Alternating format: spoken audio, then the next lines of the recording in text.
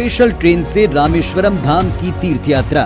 आज ही अपनी seat book कराएं त्रिपुरयात्रा.com पर।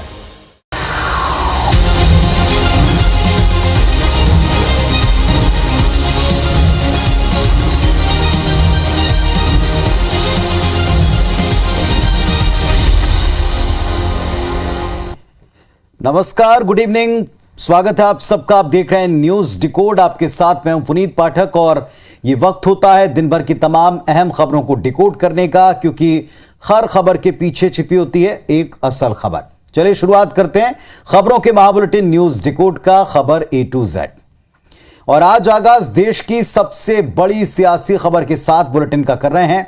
बिहार में एक बार फिर उलटफेर देखने को मिल चुका है।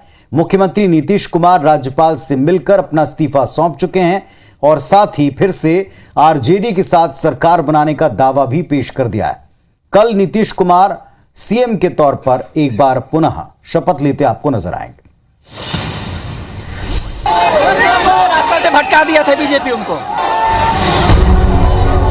तस्वीरें बिहार की राजधानी पटना की हैं और उस वक्त की हैं जब नीतीश कुमार अपने आवास से राजभवन जा रहे थे।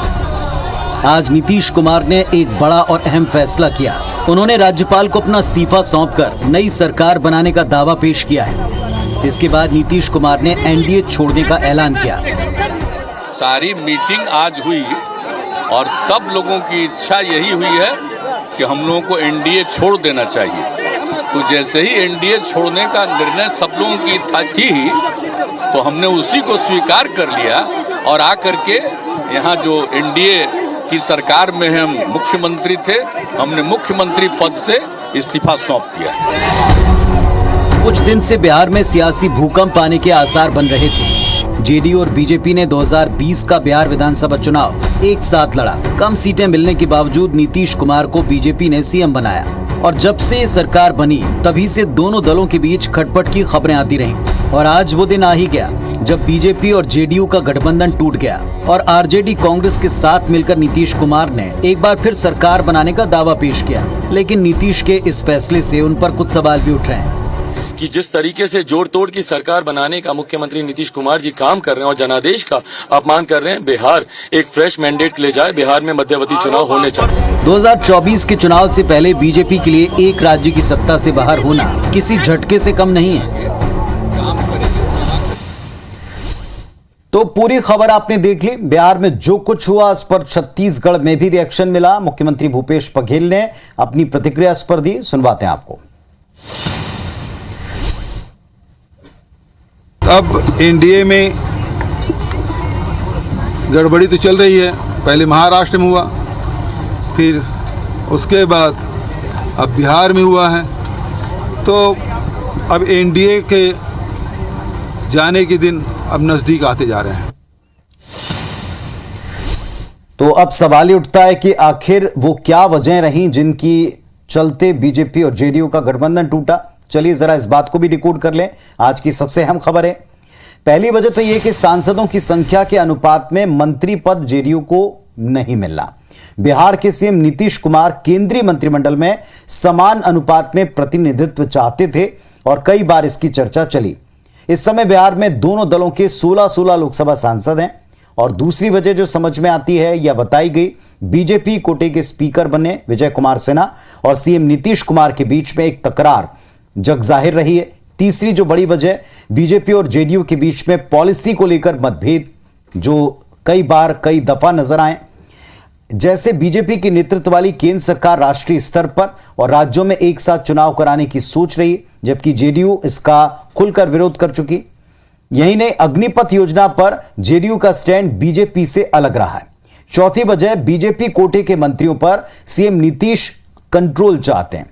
नीतीश कुमार चाहते हैं कि उनकी सरकार में बीजेपी कोटे से बनने वाले मंत्रियों पर कंट्रोल सीएम के नाते उनका होना चाहिए। चलिए, तो ये बड़ी और अहम वजह हैं। हालांकि इसके पीछे और भी बहुत सारे एजेंडे, बहुत सारी वजहें तलाशी जा रही हैं और इन पर चर्चा तब तक होती रहेगी जब तक अगली सरकार स्मूथली चलते दिखे। इस बात पे भी कई सारे लोग अभी से सवाल उठा रहे हैं। आने वाले वक्त में देखना होगा कि किस करवट वहां की राजनीति जाती। वैसे आज का दिन छत्तीसगढ़ बीजेपी के लिहाज से भी काफी अहम रहा है, विधानसभा चुनाव के ठीक पहले बीजेपी के केंद्रीय नेतृत्व ने एक महत्वपूर्ण फैसला किया। बीजेपी प्रदेश अध्यक्ष पद अरुण साव को सौंपा है।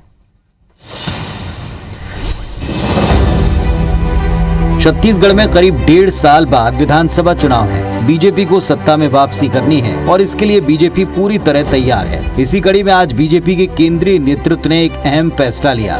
बीजेपी के शीर्ष नेतृत्व ने अरुण साव को छत्तीसगढ़ बीजेपी प्रदेश अध्यक्ष बनाया है। अरुण साव से पहले ये जिम्मेदारी विष्णुदेव साय निभा रहे थे। विश्व आदिवासी दिवस के दिन साय को हटाने पर कांग्रेस ने बीजेपी पर कुछ इस तरह हमला बोला है। अरुण साव जी को बधाई, लेकिन ये है कि विष्णुदेव साय चूंकि आदिवासी थे और विश्व आदिवासी दिवस के दिन उसको हटा दिया गया, एक दिन बाद हटा सकते थे। इस पर पलटवार करते हुए रमन सिंह ने कहा कि बीजेपी देश प्रदेश में आदिवासियों का सम्मान करती है। मुख्यमंत्री को ये मालूम होना चाहिए कि भारतीय जनता पार्टी है जिन्होंने अनुसूचित जनजाति के लिए अलग से विभाग का गठन किया। इससे बड़ी बात और क्या हो सकती है। अब देखना ये कि साय की जगह लेने वाले साव पार्टी को कैसे आगे ले जाते हैं। तो ये खबर आप देख ही चुके हैं, लेकिन अब वक्त है इस खबर की भी खबर लेने का। दरअसल छत्तीसगढ़ में कांग्रेस बीजेपी के बीच में लंबे समय से ओबीसी एसटी कार्ड खेल चल रहा है। कैसे और क्या इसका अर्थ है, जरा इसको डिकोड कर लें। 2018 के चुनाव में बीजेपी सत्ता से हारकर बाहर हो गई। कांग्रेस ने ओबीसी समुदाय से आने वाले भूपेश बघेल को सीएम बनाया, जिसके जवाब में भारतीय जनता पार्टी ने ओबीसी वर्ग से आने वाले धर्मलाल कौशिक को नेता प्रतिपक्ष बनाया। 2020 में साय को केंद्रीय मंत्रिमंडल से हटाकर प्रदेश अध्यक्ष बनाया गया। कोशिश थी कि आदिवासी समुदाय को इससे साधा जाए। बीजेपी को चुनाव के ठीक पहले लगा कि बात नहीं बन रही, तो उसने अब ओबीसी कार्ड को वापस खेला है और साव को प्रदेश अध्यक्ष बना दिया। अब नेता प्रतिपक्ष और प्रदेश अध्यक्ष दोनों ही पद ओबीसी नेताओं के पास है। कांग्रेस की बात कर लें तो संगठन में चुनाव की प्रक्रिया चल रही है। बघेल ओबीसी समुदाय से आते हैं, प्रदेश अध्यक्ष मरकाम आदिवासी वर्ग के हैं। अब यह देखना है कि कांग्रेस कौन सा कार्ड यहां जवाब में सामने लाती है। मरकाम को दूसरा कार्यकाल मिलता है या किसी दूसरे आदिवासी चेहरे को कांग्रेस की तरफ से कोई कमान देने का काम होता है। ओबीसी समुदाय के चेहरे को क्या आगे किया जाता है, यह भी अहम है। कुल मिलाकर बीजेपी कांग्रेस के बीच में ये जो वर्गों और जातियों के कार्ड हैं, इसको लेकर पॉलिटिक्स हो रही है। हालांकि किसी भी मंच पर, खास तौर पर मीडिया के मंच पर, इस बात को दोनों पार्टियां खारिज करती हैं और सबको साथ लेकर चलने की बात कहती हैं, लेकिन इन वर्गों को साधना या इनको प्रतिनिधित्व देना पार्टी में, इस पर एक दूसरे पर आरोप भी लगाती हैं। वैसे आज का दिन बड़ा हलचल वाला रहा है। मध्य प्रदेश और छत्तीसगढ़ की राजनीति के लिहाज से यह दिन इंपॉर्टेंट है। दोनों प्रदेश में कांग्रेस ने तिरंगा यात्रा अभियान शुरू कर दी है और इस पर जमकर सियासी तीर चले हैं। तस्वीरें मध्य प्रदेश और छत्तीसगढ़ की हैं। आज से कांग्रेस ने बीजेपी के हर घर तिरंगा अभियान के जवाब में तिरंगा यात्रा की शुरुआत की है। आज से 14 अगस्त तक कांग्रेस के नेता और कार्यकर्ता तिरंगे के साथ सड़कों पर उतरेंगे। मध्य प्रदेश में कांग्रेस जहां अपने अभियान को तिरंगा यात्रा का नाम दे रही है, तो छत्तीसगढ़ में इस अभियान को तिरंगा गौरव यात्रा का नाम मिला है। छत्तीसगढ़ में पूरी 90 विधानसभा क्षेत्रों में ये यात्रा पहुँचेगी। कांग्रेस का संदेश लेके हमारे साथी सभी विधानसभाओं में कम से कम 75 किलोमीटर की पदयात्रा इस दरमियान करेगी। इस यात्रा को लेकर भी बीजेपी और कांग्रेस आमने सामने है। बीजेपी ने कांग्रेस के इस अभियान को सियासी यात्रा करार दिया है। पदयात्रा नाम तो दिया है, पर कितने पद चलेंगे ये देख लेना आप। बाकी के आंदोलनों का हस्र हुआ है, इस पदयात्रा का भी होगा। वहीं बीजेपी के इन आरोपों का जवाब कांग्रेस ने कुछ इस अंदाज में दिया। कांग्रेस के लिए जो लड़ेगा उसमें तरह तरह के केस लगेंगे, तरह तरह से ये हथकंडे हैं, लेकिन हम लोग डरने वाले नहीं हैं। कुल मिलाकर अभियान के मुकाबले दूसरा अभियान शुरू हो चुका है। मकसद एक ही है, आम लोगों को अपने साथ जोड़ना। अब इस मकसद में कौन कामयाब होता है, ये देखना दिलचस्प रहेगा। तो साहब देखा आपने कि एक अभियान शुरू हो चुका है, राजनीति इसके इर्द गिर्द है। एक दल एक अभियान चलाता है तो दूसरी पार्टी कोई दूसरा अभियान उसी विषय पर चलाती है। वक्त कांग्रेस की तिरंगा यात्रा और इससे जुड़ी पॉलिटिक्स या इससे जुड़े आरोप, इसको डिकोड करने का। कांग्रेस ये चाहती है कि वो भारतीय जनता पार्टी के हर पॉलिटिकल मूव पर उसी अंदाज में जवाब दे। केंद्र सरकार ने हर घर तिरंगा अभियान शुरू किया, कांग्रेस ने उसका सपोर्ट करके उसमें अपना ट्विस्ट लेकर आए। जवाब में अब तिरंगा यात्रा है। इस तरह से यात्रा अभियान के माध्यम से कांग्रेस ये जताना चाहती है कि वो राष्ट्रवादी है और प्रखर राष्ट्रवादी है। कांग्रेस ये नहीं चाहती कि राष्ट्रवादी पार्टी होने का कोई कॉपीराइट भारतीय जनता पार्टी के पास रहे। तिरंगा यात्रा अभियान के माध्यम से कांग्रेस ये भी याद दिला रही है कि आजादी में उसका कितना योगदान है। सत्ता में रहते हुए बीजेपी जिस ताकत से हर घर में तिरंगे लगवाने का अभियान चला रही है, वो विपक्ष में है, लेकिन पूरे दमखम के साथ में वो ये याद दिला रही है कि आज ये सरकार, ये माहौल, ये आजादी अगर किसी की वजह से है तो उसमें कांग्रेस का कंट्रीब्यूशन बहुत बड़ा है। चलिए, तो अब कंट्रीब्यूशन बड़ा है या आज अधिकार बड़ा है, ये जनता पर छोड़ते हैं। इतना तो तय है कि आन बान शान हमारी तिरंगा है और तिरंगा लगाना, इसका प्रदर्शन करना, इसके लिए यात्रा करना हर भारतीय के लिए फख्र की बात है। लेकिन इस पर पॉलिटिक्स जमकर है। मध्य प्रदेश के सीएम शिवराज सिंह चौहान अपने मंत्रियों के परफॉर्मेंस को लेकर पहले भी कई दफा एक एक्सरसाइज करते नजर आए और एक बार फिर अब वो सख्त दिखते हैं। एक बार फिर टारगेट वो खुद चेक करेंगे।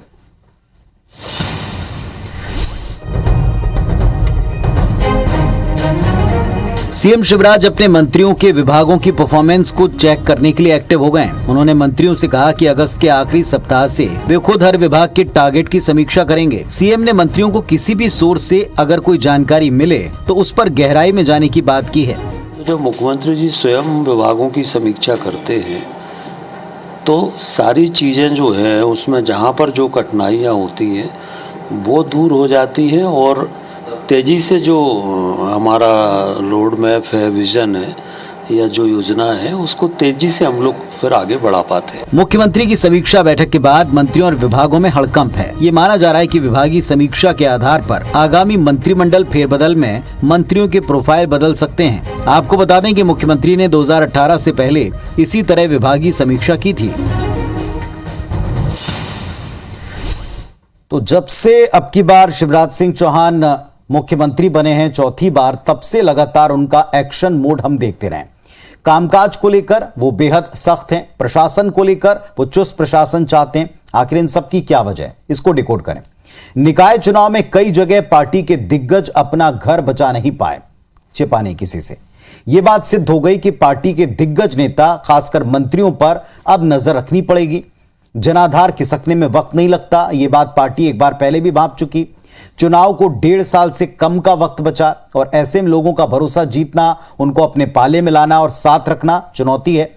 लोगों तक योजनाओं का लाभ ढंग से पहुंचे ये देखना, विकास कार्य लोगों को नजर आए ये दिखाना। चुनाव में बीजेपी तभी कामयाब हो सकती है जब ये काम जनता तक पहुंचे। पिछले विधानसभा चुनाव में शिवराज सिंह चौहान और बीजेपी को एमपी की जनता एक झटका दे चुकी है और मुख्यमंत्री नहीं चाहती कि ऐसा दोबारा हो और इसीलिए वो खुद मंत्रियों के कामकाज या पूरे विभाग का लेखा जोखा लेकर बैठते हैं। और एक बार फिर से इसके बाद में क्या कोई चेंज, कोई परिवर्तन दिखता है ये देखना पड़ेगा, क्योंकि परिवर्तन जैसा हमने बताया कि हाँ, भारतीय जनता पार्टी ने छत्तीसगढ़ में किया है, वैसा परिवर्तन क्या वहां कोई होगा, चाहे विभाग के तौर पर या अन्य भूमिकाओं में, देखना होगा। वैसे छत्तीसगढ़ में लगातार अपराध निशाने पर आते रहे। नेता प्रतिपक्ष धर्मलाल कौशिक ने इसे लेकर फिर सरकार को घेरा है। यही इसकी नई संस्कृति है गढ़बो नया छत्तीसगढ़ कि मारना, वीडियो वायरल करना, इतना उनका हौसला बुलंद हो। जिस प्रकार से लगातार राजधानी में घटना हो रही है, सरकार उसको रोकने में पूर्णतया विफल साबित हुई है। तो राज्य सरकार पूर्ण रूप से विफल है। अपने विफलता को छिपाने के लिए केंद्र सरकार से मांग करना और मांग करने के बाद में उसको आरोप लगाने का काम राज्य सरकार करती रहती है। इधर जबलपुर नगर निगम में पर्याप्त बहुमत के बाद भी भारतीय जनता पार्टी को क्रॉस वोटिंग की चिंता हो रही और यही वजह है कि पार्टी ने अपने पार्षदों को अब नजरबंद रखना शुरू कर दिया है। जबलपुर में बुधवार को नगर निगम सभापति और अपील समिति का निर्वाचन होना है, लेकिन बीजेपी को बहुमत के बाद भी क्रॉस वोटिंग की आशंका है। ऐसे में पार्टी नेताओं के निर्देश पर बीजेपी के 44 और 1 निर्दलीय पार्षद को बस के जरिए अज्ञात ठिकाने पर भेजा गया। सूत्रों की माने तो पार्षदों को शहर से लगे एक होटल में शिफ्ट कर दिया गया है और इस पर बीजेपी क्रॉस वोटिंग का डर नहीं बल्कि पार्षदों को प्रशिक्षण देने की दलील दे रही है। भारतीय जनता पार्टी चाहती है कि ये जब सदन में जाएं तो एक प्रशिक्षित कार्यकर्ता की हैसियत से जाने। वहीं कांग्रेस से तय नहीं कर सकी है कि उसे सभापति प्रत्याशी उतारना है कि नहीं। ऐसे में बीजेपी के डर पर वो तंज कस रही है। वो भारतीय जनता पार्टी के जो 44 पार्षद साथी हैं उनको लेकर वो किसी होटल में शिफ्ट हुए हैं। आपस में उनके विचारों में मेल नहीं है। कहीं ना कोई ऐसी तकलीफ है जिसके कारण उनको ऐसा लगता है। बीजेपी चाहे जो कहे, लेकिन क्रॉस वोटिंग का डर तो है। यही वजह कि प्रशिक्षण के बहाने पार्टी ने अपने पार्षदों की बाड़ेबंदी कर दी है।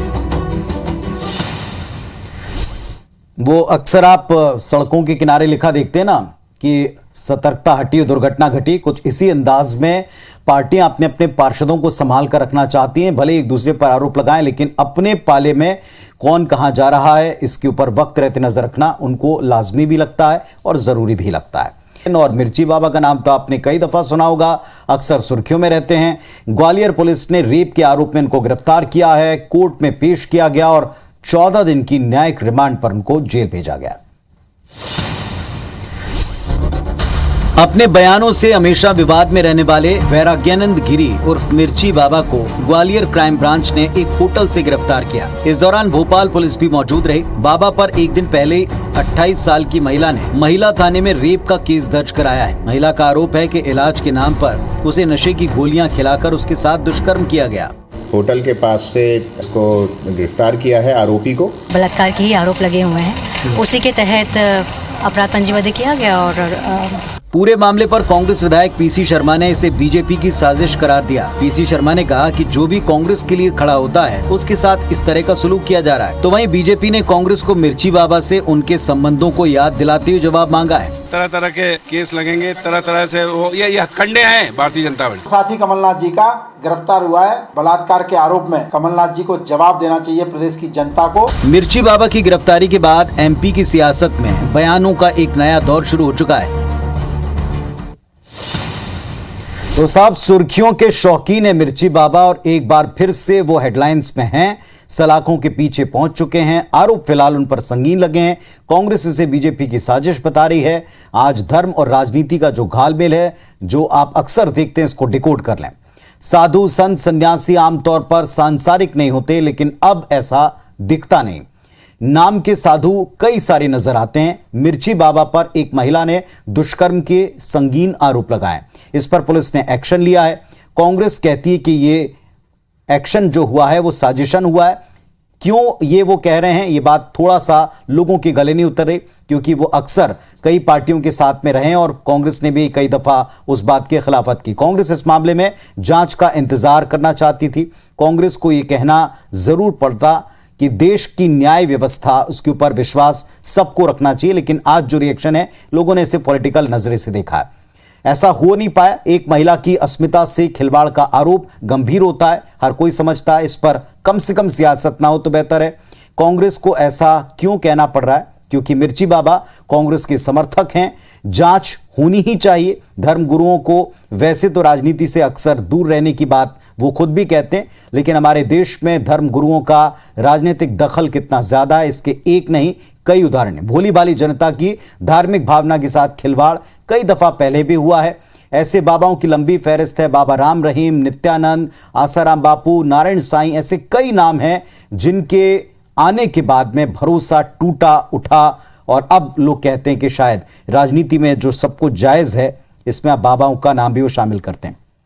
चलिए, खुद को बीजेपी नेता बताने वाले श्रीकांत त्यागी भी पुलिस गिरफ्त में आ चुके हैं। देखें जरा इनका मामला।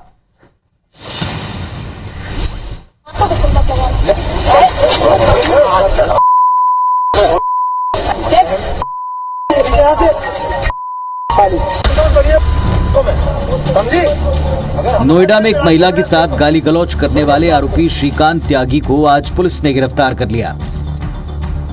25,000 के इनामी आरोपी को पुलिस ने उसके 3 साथियों के साथ मेरठ से पकड़ा है। इसके पहले सोमवार को सोसाइटी में श्रीकांत त्यागी के आवास के अवैध निर्माण को बुलडोजर से गिरा दिया गया। दरअसल खुद को बीजेपी का नेता बताने वाले श्रीकांत त्यागी का एक वीडियो सोशल मीडिया पर तेजी से वायरल हुआ, जिसमें वो सोसाइटी की महिला के साथ बदसलूकी करते दिख रहा है।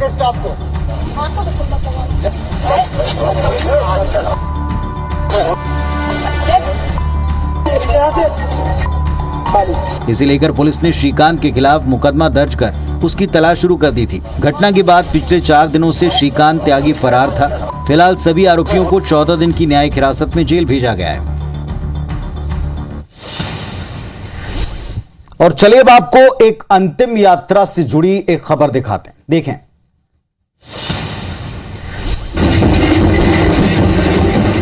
ढोल नगाड़े की आवाज, ये सजी हुई गाड़ी किसी इंसान की अंतिम यात्रा की नहीं बल्कि एक कुत्ते की अंतिम संस्कार की तस्वीरें हैं। दरअसल ओडिशा के परलाखे मुंडी में एक परिवार ने अपने पालतू कुत्ते का पूरे रीत रिवाज के साथ अंतिम संस्कार किया। डॉग के मालिक टुन्नू गौड़ा ने अंतिम संस्कार के पहले ढोल नगाड़ों और ऑर्केस्ट्रा के साथ विदाई जुलूस निकाला। इस डॉग का नाम अंजलि था। वो टुन्नू गौड़ा के साथ 17 साल से रह रही थी। अंजलि के अंतिम संस्कार का वीडियो सोशल मीडिया पर तेजी से वायरल हो रहा है। वीडियो में देखा जा सकता है कि विदाई जुलूस में आगे आगे ढोल नगाड़े बज रहे हैं और पीछे लाउड स्पीकर, और सबसे पीछे टुन्नू गौड़ा अपने पेट डॉग को गोद में उठाकर अंतिम यात्रा में ले जा रहे हैं। इस दौरान मालिक के चेहरे पर उदासी साफ दिख रही है। इन तस्वीरों को आप चाहे जिस नजरिए से देख सकते हैं, कोई भी आप नजरिया इस पर अप्लाई कर सकते हैं, लेकिन इंसान को इंसान उसकी संवेदनाएं, उसकी भावनाएं बनाती हैं, और जो भावनाओं से ओतप्रोत इंसान की दृष्टि से आप इन तस्वीरों को देखेंगे तो शायद उसको इसमें इमोशन ही नजर आएंगे। फिलहाल आज के लिए इतना ही। कल आपसे 8:55 पर फिर मुलाकात होगी। तब तक अपना और परिवार का अच्छे से ख्याल रखिए। नमस्कार, शुभ रात्रि।